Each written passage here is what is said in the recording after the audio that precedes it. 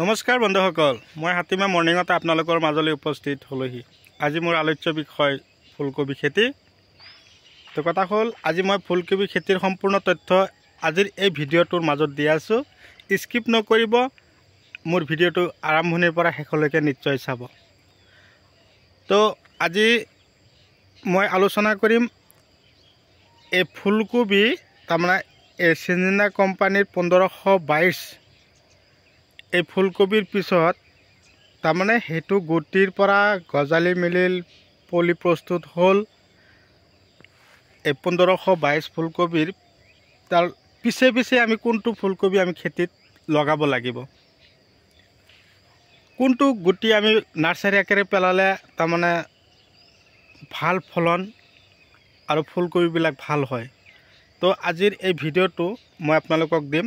আজি আপোনালোকক মই সেইকাৰণে কৈছোঁ যে 1522 ফুলকবিৰ পিছতে কৰিবলৈ হ'লে আপোনালোকে ধাপাল যিটো ফুলকবি আছে, ধাপাল ফুলকবি যদি আপোনালোকে কৰে, তো আপোনালোকে এটা এটা ফুলকবিৰ ওজন মোটামুটি 1.5 কিলো 2 কিলো ওজনত পাব।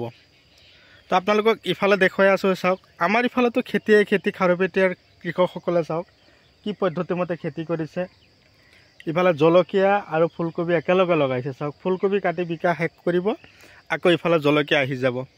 আৰু ইফালে যিটো খেতি দেখুৱাই আছে এইটো হ'ল ধাপাল ফুলকবি। এই ফুলকবি তাৰমানে কি হয়, গছৰ পাতবিলাক চাইছে একদম বহুত ডাঙৰ ডাঙৰ আৰু দেখাত বহুত ভাল লাগে। আৰু ইফালে যিটো ফুলকবি আপোনালোকক দেখুৱালোঁ এইটো হ'ল 1522। এইটো পাত সিমান ডাঙৰ নহয়, হ'লেও ফুলকবি ভাল। কিন্তু ধাপালটো যদি আপোনালোকে বজাৰলৈ লৈ যায়, এটা এটা কবিৰ ওজন মোটামুটি 1.5 কিলো 2 কিলো ওজনৰ হৈ যায়। সেইকাৰণে তাৰমানে হৈ যোৱাৰ কাৰণো হ'ল মানে কি, ঢাল ছিজনত পৰিল আৰু এতিয়া ঠাণ্ডাৰ প্ৰকোপ বাঢ়ি গ'ল। এতিয়া নিয়ৰৰ টোপাল পৰি আছে, চাওক। গছৰ পাতবিলাক একদম পূৰা ভিজি আছে। সেইকাৰণে আপোনালোকে পোকৰ ঔষধ, সিমান ডেঞ্জাৰ ঔষধ আপোনালোকে পৰাপক্ষত নিদিয়াই ভাল। পোকৰ ঔষধ আপোনালোকে ইকা, তাৰপিছত পকেট, এইবিলাক ঔষধ যদি আপোনালোকৰ খেতিত দিব পাৰে ছাফিচিয়েণ্ট। এইখিনি ঔষধতে আপোনালোকৰ খেতি একদম পূৰা ভাল হৈ যাব। কথা হ'ল কি, প্ৰথমতে মাটি নিৰ্বাচন কৰি ল'ব। বৰ্তমান যিটো কি হয়, আমালোকে ধান কাটিম, ৰোৱনীবিলাক কাটি শেষ কৰাৰ পিছত যেতিয়া মাটি আমাৰ কি হ'ব, খালী হৈ যাব, এতিয়া হাল মাৰিম। হাল মৰাৰ পিছত আকৌ আমি কি কৰিম, এই গুটিবিলাক আমাৰ মাজত আহি গ'ল। এই মাটিবিলাক যেতিয়া আমি দ মাটিত এই ফুলকবি পুলিবিলাক লগাম, তেতিয়া চাব ফুলকবিৰ ধৰণবিলাক বহুত ভাল হৈ আহিব। তাৰমানে কি হয়, এডভান্সকৈ আমি যেতিয়া খেতিবিলাক কৰোঁ নহয়, তেতিয়া আমাৰ বহুত কষ্ট হয়। চাওক, বৰ্ষাকালীন সময়ত যেতিয়া আমি ফুলকবিৰ পুলিবিলাক পেলাওঁ, বৰষুণ আহি থাকে, আকৌ ঢাকিব লাগে, আকৌ ৰ'দ মাৰি থাকে, আকৌ খুলি দিব লাগে। সেই সময়ত আমাৰ খেতিৰ কাৰণে যিবিলাক পুলি প্ৰস্তুত কৰোঁ, সেই প্ৰস্তুত কৰাৰ সময়ত কিন্তু আমাৰ নানান ধৰণৰ সমস্যা দেখা দিয়ে। খাবলৈ বহুত তেতিয়াহে বৰষুণ, সেই বৰষুণৰ মাজত আমি দৌৰি যাব লাগে যে পুলিবিলাক ভিজি আছে, এনেকুৱা এটা সমস্যাত আমি পৰি যাওঁ। এতিয়া যে আমি ফুলকবি পুলি পেলাম নহয় ঠাণ্ডাৰ সময়ত, এনেকুৱা সময়ত পেলালে আপুনি যদি পুলিবিলাক পেলাই ক'ৰবাত ফুৰবাৰো যায়, তেনেহ'লে কোনো টেনশ্যন নাই। সেইকাৰণে কওঁ যে অকণমান ঢাল ছিজনত কৰিব। ফুলকবি চাওক, ফাৰ্ষ্ট টাইম যিবিলাক ফুলকবি লগাইছিল সেইবিলাকৰ দাম কিন্তু এইবছৰ ডাউন, মোটামুটি 45-50। যোৱাকালি মই বজাৰ চালোঁ 17-15। কি হ'ল, এডভান্সকৈ ফুলকবি খেতি কৰিলে কৃষকে খালে মাধমাৰ। এতিয়া যিবিলাক কবি আহি আছে, এইবিলাক কবি যে আপোনালোকক দেখুৱাই আছোঁ যে ধাপাল কৰিছে, ইফালে 1522 কৰিছে, 4150, এইবিলাক কবি যে কৰিছে, এইবিলাকৰ দাম চাওক।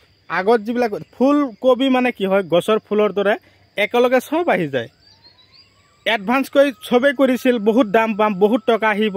কৰাৰ পিছত কি হয়, ইমান টকা সাৰৰ খৰচ, ইমান টকা দানা দি দিলে, ঔষধটো আছেই, খেতিৰ পৰিশ্ৰম যিখিনি খেতিয়কৰ এইখিনিতো আছেই।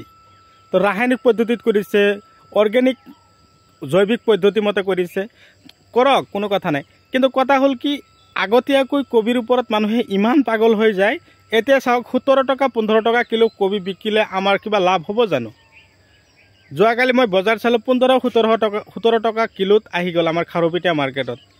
তো এই 15-16 টকা 14 টকা 13 টকাৰ মাজত যেতিয়া ফুলকবি শেষ হৈ যাব এইয়া যে ধাবাল কবিবিলাক যে এতিয়া লগাইছে এতিয়া 2 টাকা আহিব আৰম্ভ কৰিব যাওঁতে যাওঁতে 15 দিন পাৰ হৈ যাব কিন্তু 15 দিনত যিটো ফুলকবি আগত যিটো আছিল লগোৱা সেইটো যিটো বিকা শেষ হৈ যাব যেতিয়া এই ধাবাল কবিটো আহিব তেতিয়া কিন্তু বজাৰ আকৌ 50-40 টকাত আহি যাব তেনেহ'লে কি হ'ল যে ঢাল ছিজনত যিজন খেতিয়ক খেতি কৰিলে সি দেখোন ভাল এটা টকা উপাৰ্জন কৰিলে সেইকাৰণে সময়ৰ কাম সময়ত কৰিব লাগিব আমি আগতীয়াকৈ সিমান পাগল হ'ব নালাগে ফুলকবি খেতি কৰিলে সময় আমি বিচাৰি ল'ব লাগে চাওক এইটো সময় যদি আপোনালোকে ফুলকবি কৰিলে হয় তেনেহ'লে যথেষ্ট পৰিমাণৰ টকা উপাৰ্জন কৰিব পাৰিলে হয় তো বন্ধুসকল যদি মোৰ চেনেলৰ নতুন ভিউয়াৰ্ছ হিচাপে আছে তেনেহ'লে মোৰ চেনেলটো ছাবস্ক্ৰাইব কৰি দিব কাষত থকা বেল ঘণ্টিটো লাহেকৈ বজাই দিব যিমান পাৰে মোৰ ভিডিঅ'টো আপোনালোকে শ্বেয়াৰ কৰিব কথাখিনি যাতে কৃষকসকলে ভালদৰে অকণমান মনোযোগী হয় যাতে মোৰ কথাখিনিৰ ওপৰত গুৰুত্ব দিয়ে এই কথাখিনিৰ ওপৰত গুৰুত্ব দি কিনে যাতে এনেকুৱা ধৰণৰ অকণমান ঢাল ছিজনত খেতি কৰিবৰ কাৰণে প্ৰস্তুতি লয় তো আজিলৈ এৰিছোঁ পৰৱৰ্তী ভিডিঅ'ত লগ পাম আৰু আজিৰ এই ভিডিঅ'ৰ পিছত আপোনালোকৰ কোনটো খেতিৰ ভিডিঅ' লাগে আপোনালোকে নিশ্চয় মোক কমেণ্ট কৰি জনাব ধন্যবাদ।